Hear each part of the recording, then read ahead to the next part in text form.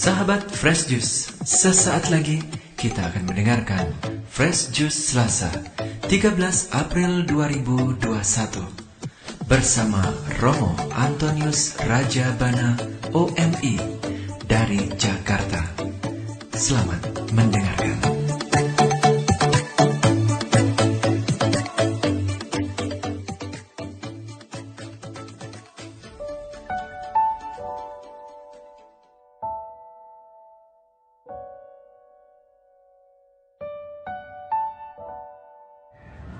Para sahabat Fresh Juice yang terkasih, hari ini 13 April, Selasa 2021, gereja mengajak kita untuk melihat kembali, mengenali Yesus sebagai Allah yang turun menjadi manusia.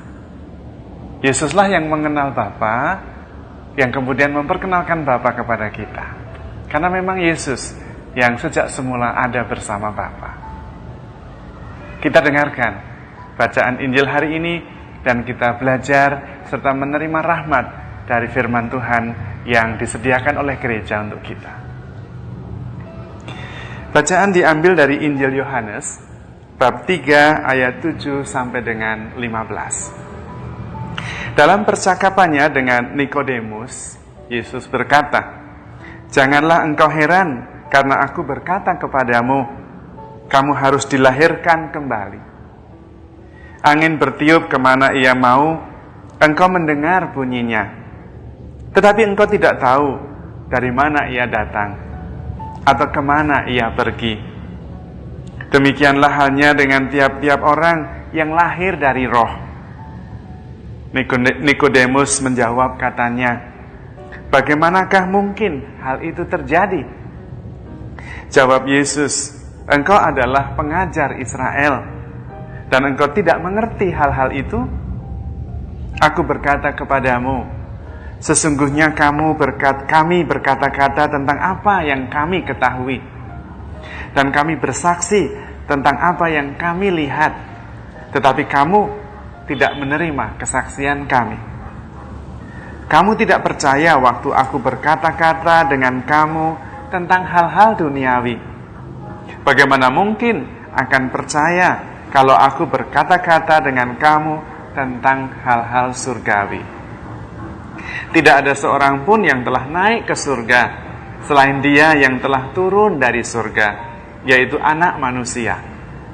Dan sama seperti Musa meninggikan ular di padang gurun, demikian juga Anak Manusia harus ditinggikan, supaya setiap orang yang percaya kepadanya beroleh hidup yang kekal." Demikianlah Injil Tuhan. Terpujilah Kristus. Saudara-saudari terkasih, Tuhan Yesus berhadapan dengan Nikodemus. Sebetulnya bukan sekedar Yesus berhadapan dengan pribadi Nikodemus, tetapi Yesus berhadapan dengan kelompok yang ada di belakang Nikodemus. Nikodemus adalah wakil orang-orang Farisi, pengajar Israel, yang mempunyai paham bahwa mereka taat pada hukum.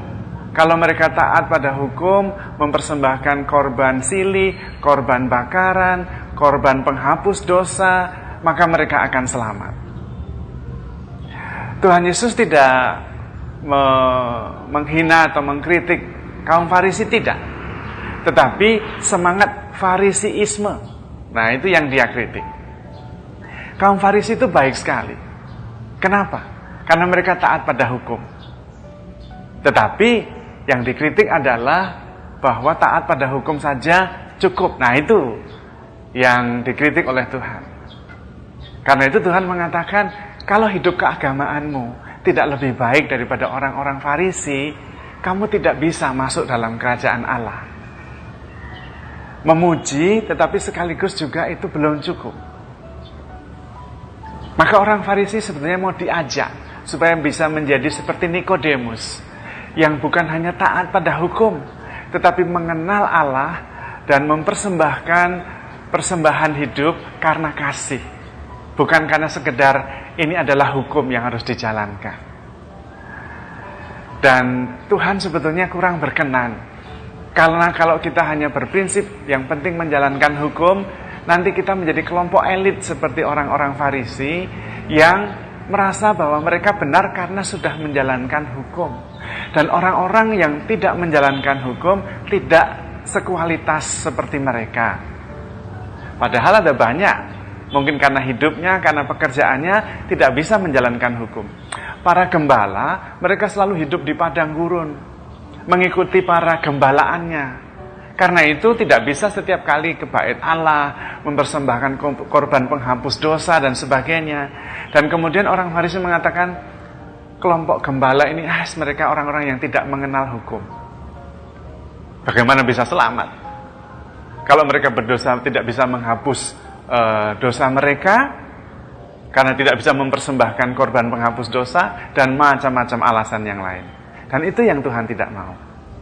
Kita sendiri diminta. Bagaimana kita berelasi dengan Tuhan dan berelasi dengan sesama. Memang taat pada hukum, pada perjanjian bagus sekali. Tetapi itu tidak cukup. Bagaimana? Apakah kita bisa menghayati relasi kita dengan Tuhan, relasi kita dengan sesama, cara beriman kita, karena cinta yang mengalir dari dalam, karena iman, karena bimbingan Roh Kudus, sehingga kita bisa mengerti perwahyuan yang dibawa oleh Tuhan.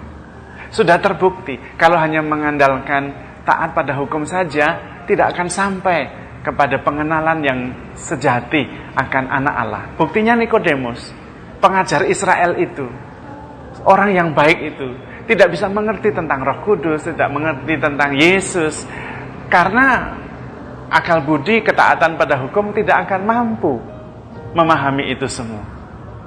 Yang dibutuhkan dari pihak kita selain taat pada hukum, juga keterbukaan. Bahwa Roh Kudus ada di dalam diri kita, bahwa Roh Kudus membimbing kita sedikit demi sedikit. Sehingga kita bisa mengenal perwahyuan secara penuh di dalam diri Yesus kepada kita. Sehingga kita melakukan kebaikan bukan karena hanya taat pada hukum. Kita melakukan kebaikan karena kita mengasihi Allah. Kita melakukan kebaikan karena bersyukur sudah dikasihi. Demikian halnya juga dengan beriman. Kita percaya kepada Allah karena bimbingan Roh Kudus. Kita percaya kepada Allah karena Tuhan Yesus yang sudah turun dan mewartakannya. Bukan karena kita percaya karena memang itu yang ditulis di dalam hukum harus percaya. Bukan. Mengimani Yesus adalah sebuah perjumpaan pribadi. Bukan sekedar mengetahui dan melaksanakan kewajiban-kewajiban. Tetapi relasi pribadi yang sangat mengubah dan mempengaruhi keputusan-keputusan kita. Cara pandang kita, cara kita berelasi. Dan karena itu membutuhkan sebuah perubahan yang radikal. Yaitu yang berubah adalah sudut pandang, cara memahami, cara mengerti. Kita melihatnya dari sudut pandang iman, bukan dari sudut pandang akal budi saja. Itulah panggilan kita semua. Kita dipanggil oleh gereja untuk taat pada hukum, tetapi beyond ketaatan buta. Ketaatan pada hukum karena cinta kepada Allah. Melaksanakan perintah Tuhan karena mencintai Tuhan. Dan memang sebetulnya perintah Tuhan yang utama adalah perintah kasih. Inilah perintahku, hendaklah kalian saling mengasihi seperti aku mengasihi kamu. Ketaatan tetap kepada hukum, tapi hukum itu adalah hukum kasih. Bukan hukum formal yang seringkali rigid dan malah kemudian tidak bisa atau menghalangi kasih untuk dilaksanakan. Disitulah seringkali terjadi ketegangan. Sekaligus ingin taat pada hukum, tetapi melawan cinta kasih. Taat pada hukum, tapi kurang berbelas kasih. Nah, Tuhan mengajak kita semua supaya bisa menyatukan itu. Justru hukum yang kita jalankan seharusnya menjamin cinta kasih dilaksanakan. Nah, itu yang paling tepat. Sehingga ketika kita menaati hukum, kita sebetulnya sedang mewujudkan cinta kasih kita yang terbesar. Karena saya mengasihi, maka saya taat. Karena saya taat, saya berharap cinta saya menjadi nyata. Kalau saya sungguh mengasihi, saya harusnya taat. Antara mencintai, beriman, dan taat pada hukum bukan dua hal yang bisa dipertentangkan. Kalau kita menaati hukum, tetapi kemudian kita dirasa kurang berbelas kasih, kita mesti berhenti sebentar, merefleksikan kembali apa yang harus kita buat, sehingga kita bisa bertumbuh, sehingga pelaksanaan hukum sungguh-sungguh bisa mendukung cinta kita menjadi lebih nyata, lebih bisa dirasakan oleh orang lain. Itulah kenapa Tuhan menegur Nikodemus. Sebetulnya juga Tuhan mau menegur sekelompok besar yang lain, yaitu kaum Farisi, para ahli hukum Taurat itu.